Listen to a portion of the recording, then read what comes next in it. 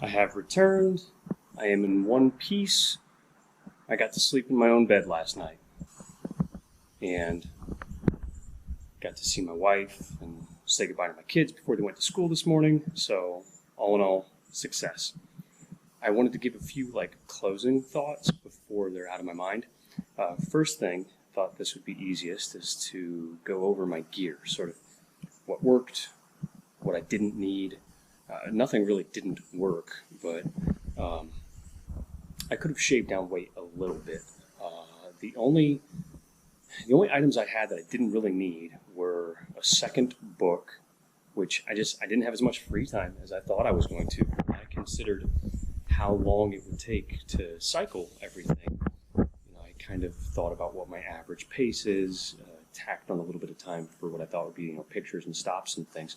But I really did try to force myself to take a lot of stops, and that ate up a lot of time. And then between that and pitching camp on the 2 nights I camped, and then going and finding food, even the night I was in the hotel, I was trying to put pictures into an album online, and that ate up some time. So I could have left a book at home, so that probably cost me £1 that I didn't need. And I thankfully didn't end up needing my tire tubes, but I would not leave those behind because it's kind of like a fire extinguisher. You don't need it until you need it. So I'm not going to say I regret bringing the tubes. The Ohio to Erie Trail Guide, didn't really need that. I used it twice, but it really didn't do anything that Google wouldn't have done. But I didn't know what cell service was going to be like, and a portion of the proceeds does go to help support the rail system, so I don't really regret that either, and it fit nicely into my bike case. I also had one extra pair of shorts that I didn't need. That's another one of those ones, though, if I had accidentally gotten muddy or greasy or, wound up in a rainstorm and gotten gross with splatter and stuff, I would have needed them. So I think I would rather have had them and not needed them than the other way around. In terms of stuff, I'm going to go ahead and just address here. So, bike case. This thing was the unsung hero of the trip. My Ohio to Erie Trail Guide went in here. It had room on one side for my wallet and my phone. On the other side, I put the GoPro with the little base sticking out. So I zipped right up to the base, and I was able to quick grab that. I had a space down at the bottom for the tire pressure gauge. I had a handkerchief for allergy trouble. It was awesome. This, if I could strap another one on somehow, I know they make handlebar bags. I would have. This thing was spectacular. So happy with this. So, I would highly recommend if you don't have one of these. The only thing that stinks is that putting this up here and having my frame pump meant that I couldn't put a second water bottle on my bike. That wasn't awesome, but I dealt. But spectacular.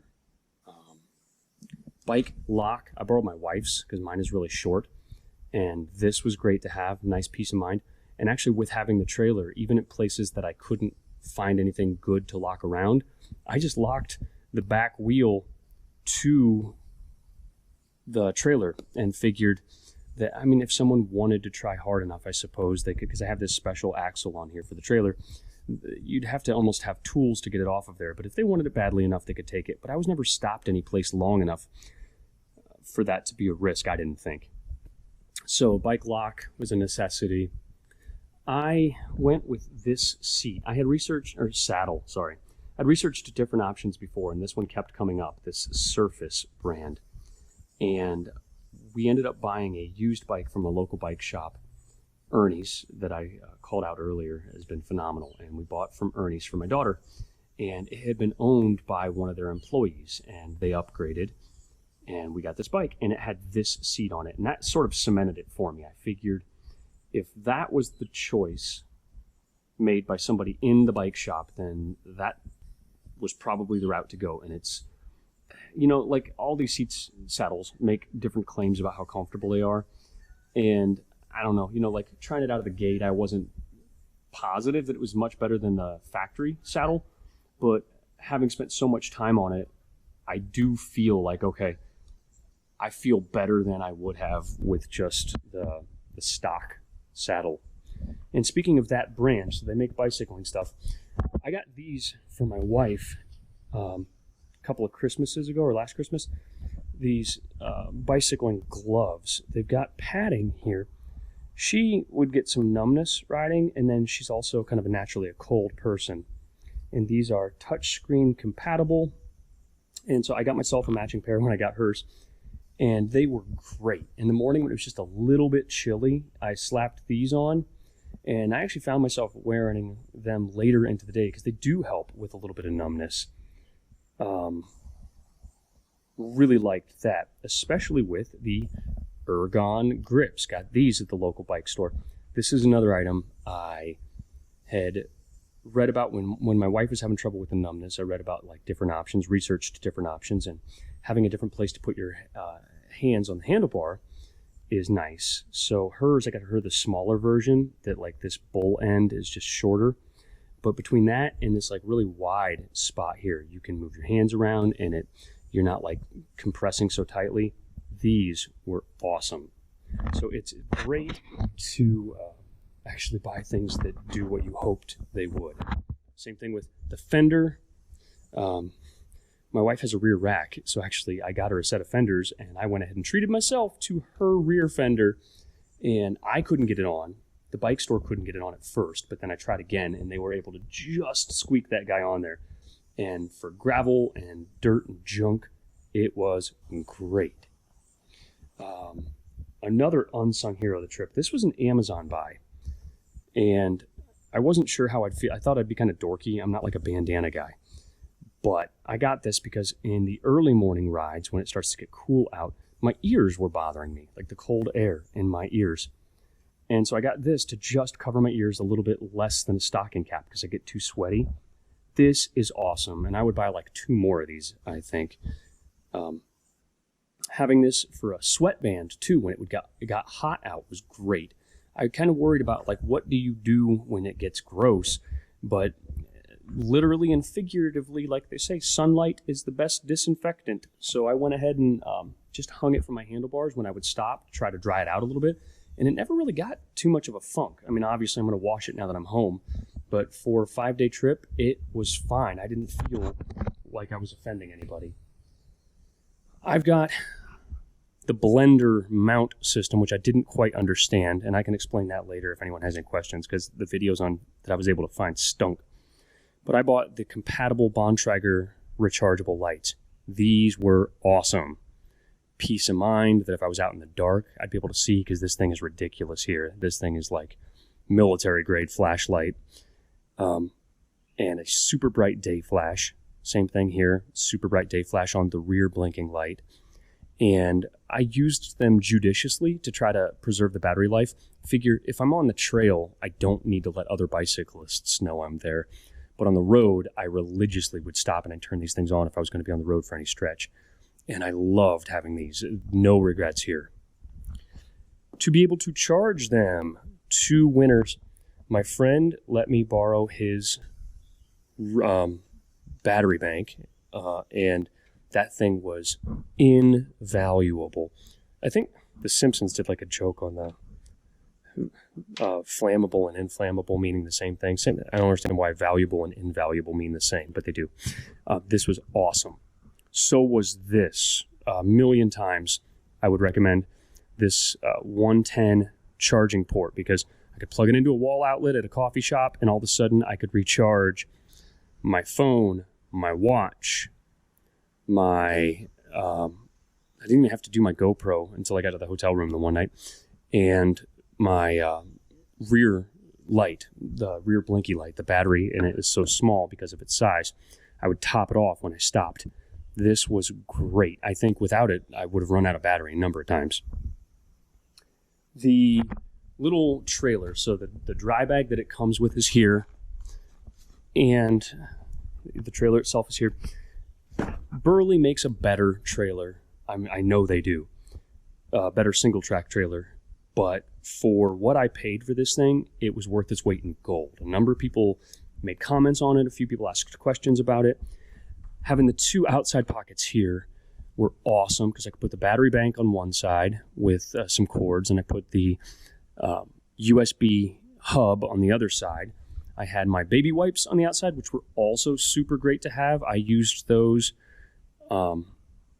sparingly, but they were awesome. It was just get the grime off my hands, get the sunscreen off my face, get junk off my legs. They were super, super great to have brought along. So it's nice when you make a plan and it seems like it actually makes sense. So the way I arranged my gear to put things I needed on top and have these outside bags here, it was great. No regrets there. The bag just barely fit all my stuff with having a tent and a bedroll and a sleeping bag and then the clothes I needed. So it was a little bit tight, but it worked out. The one thing I wished that I would have had is a rear rack, which I've never gotten before. I never bothered because I got the trailer bike I've always tried to hook up, and so I didn't want to try to contend with that. But I think with the kids getting bigger here, a rear rack is going to be in my future. I'm going to have that ability with like one of those slide-in toe peak or top peak, however they say it, packs, where I can put just a few like frequent use items, and that would be very, very handy. I didn't really wish for anything on my ride, in the moment, other than the ability to stash some things there that would have saved a little bit of room in my dry bag. The other thing that would have been very, very nice to have is a handlebar mount phone holder.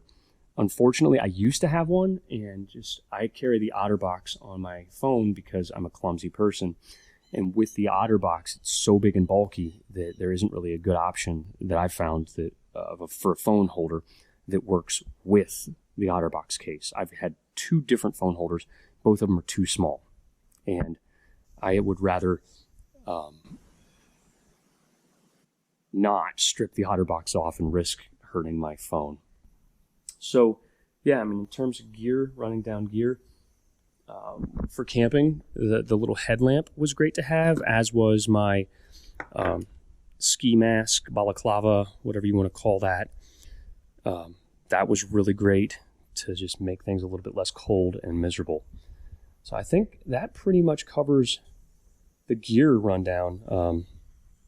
It's nice to know that you didn't really have anything excess and that you didn't short yourself in terms of things that you needed. So not a whole lot I would have done differently there. All right, and the finale. I want to give the I'll call it brief, but I know I can't be that brief. A brief rundown of each day, kind of as I saw it. So day 1, Cleveland to my home outside Marshallville. It was varied. It was interesting.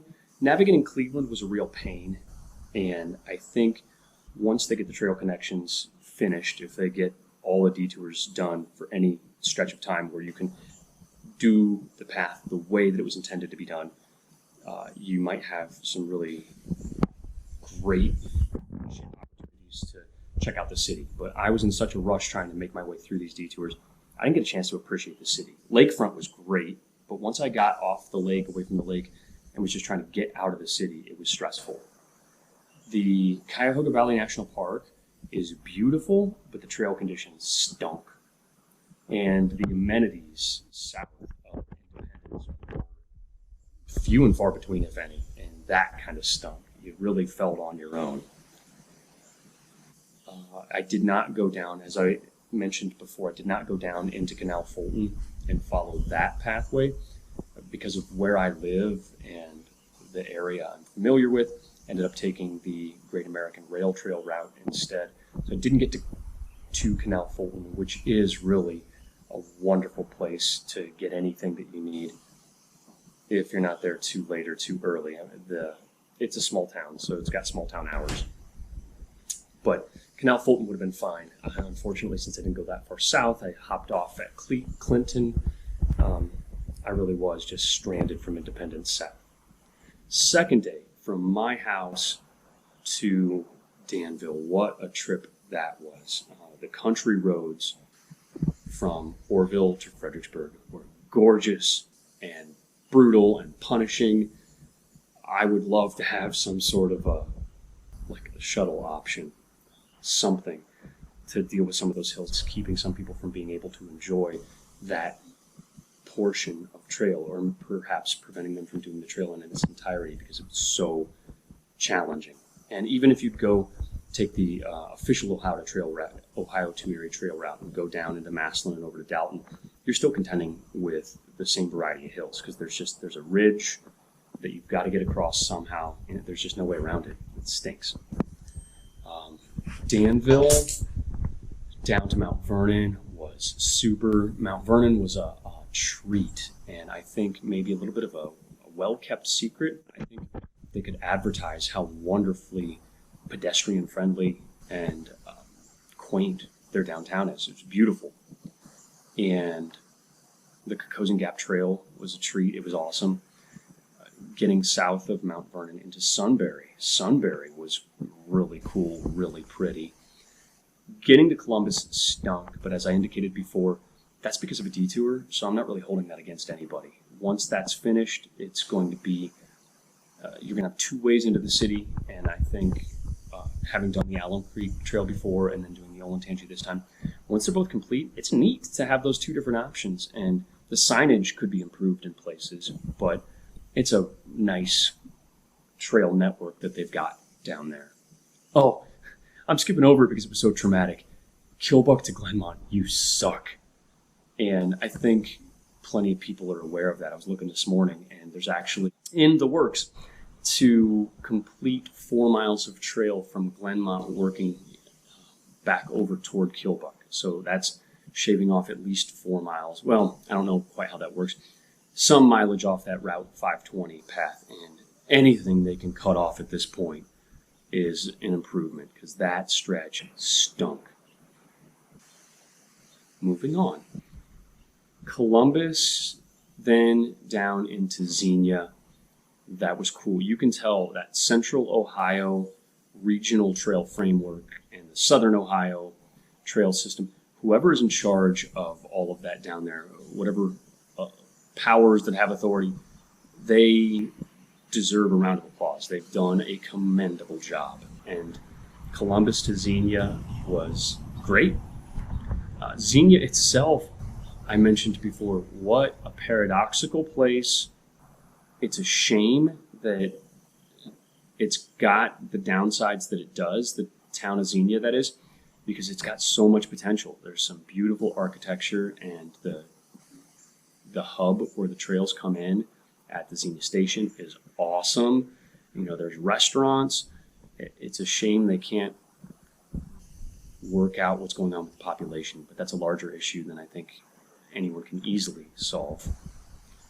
And then finally, Xenia to Cincinnati yesterday. What a wild ride. I mean, in no bad way. There wasn't really a detour to contend with. There was minimal street riding. And I saw some towns that were... The cartridge factory blew my mind. Feels like you're in the middle of woods, in the middle of nowhere, and then bam, this architecturally pleasing, gorgeous building. I wish I was better on the architectural styles. I could probably describe whatever style that was created in. It was just top-notch. So cool. And I love old buildings anyway, so this thing was a relic, and it was a pretty one at that. And then to see what they're doing with it, that they're putting this investment in, putting in this roundabout, traffic circle, and a new bridge. And there's a brand new brewery back tucked in kind of this cartridge factory property. And then they're doing high-end lofts. It's awesome. And the trail was swarming with people. It's good to feel that energy and that liveliness. Loveland took that and cranked it up to 11. I've never seen anything like it in my life. Ohio Pile over in Pennsylvania is a pretty active area during whitewater rafting season. It's hopping, and the river's covered with people. This was like next level, and it may be annoying if you lived there. I'm sure people get tired of tourists, but as a guy passing through, the only thing that I regretted is I didn't have enough time. I was trying to make my meetup in Cincinnati I was worried about being late, so I didn't stop. It was so busy. I thought there's no way I'm going to get in and out quickly. I've got to keep moving. So that was a drag, but I think if I were to do it again, I'd just give myself more time. I'd love to check out that town. It was neat. There was another town I failed to mention. It has a little college in it. It's a Christian college. I'm blanking. As I'm editing this video later, I will make a point to go back through my posts and share some pictures and caption it. That was a neat little town too. It's got a population of 4,500 and a college student population of the same. So it's like a little farm town. Felt very much like a farm town from where I'm at, you know. And then, bam, just crawling with students. Really busy coffee shop. Definitely not what I expected. Kind of a neat surprise. Getting back down though to the Xenia area, or I'm sorry, the Cincinnati area. Yeah, just the whole corridor from Xenia to Cincinnati. It was gorgeous, gorgeous, gorgeous. Plenty of people, and then tons of people. And then as you got closer to Cincinnati, the activity level just never really ceased. And Cincinnati itself, comparing that to Cleveland and Columbus, I think that they are the clear front runners in terms of a vibrant, lively downtown. Cleveland, people will complain, is kind of dead at times. Columbus was shockingly dead in the evenings and in the morning. It made it easy to get around, but it just kind of felt odd, a little strange to have such a large city so barren. Cincinnati did not have that feel at all. And maybe it was because it was a Sunday afternoon, and maybe it was because there was a ball game going on. But it was just hopping, and good for them. That riverfront vibe is fun. Getting down to the riverfront to dip my tire sucked. I went down one place where there were a couple of people fishing with like shopping carts and all their stuff, and a lot of broken glass. I thought, okay, I'm going to avoid this, and I did reference my Ohio to Erie guidebook then, and found where I was pointing to the public landing. And so I went over to the public landing, and that sucked. It's super steep, super concrete, and I mentioned in my earlier video, I about bit it in front of a ton of people. It was not easy. To be honest, probably not even really worth it to get the picture. So I got it, though. Cleveland has them beat there. Cleveland's waterfront is so much nicer. And it's a difference between a lake and a river, probably. The lake's does a beachfront. It's easy to do a beachfront. River's just different. But I put on, I think my Strava says 333.33, ironically, or interestingly, miles. I did do the one night in Xenia, get into my food. I put on like another 4. And then in Danville, I put on another mile, get into my food. So I actually did like 338 in all. I'd say, though, good job, Ohio to Erie trail people. I mean, calling it 326, I was at 333 and I got lost a couple of times. They were just right on about how long that trip is going to take. So I'm so glad to have done it. I would do it again. I don't know what I would do about the road sections, the Amish country section and the Kilbuck to Glenmont. I mean, they were rough. And like on an e-bike, it would be easier. Still not sure how I feel about those, but I'm still a young man and my joints are still mostly intact. The day is probably going to come where I'm going to have one. I don't really feel like they are problematic to the hobby. I think they have a place. I think that they provide opportunity and inclusion for people who might otherwise not be able or not want to get out. I don't have a problem with that. And to be honest, nobody was obnoxious on an e-bike the entire trip. My biggest problem were road cyclists who should have gotten on the road. These people are trying to gun around people at 25 miles an hour. They don't want to break their pace, so they're passing dangerously. They were obnoxious. They were also the people who wouldn't return my nods. I gave a lot of nods, and Do you think that the road guys would ever like even smile or acknowledge me back? And they were so smug. I did not care for them at all.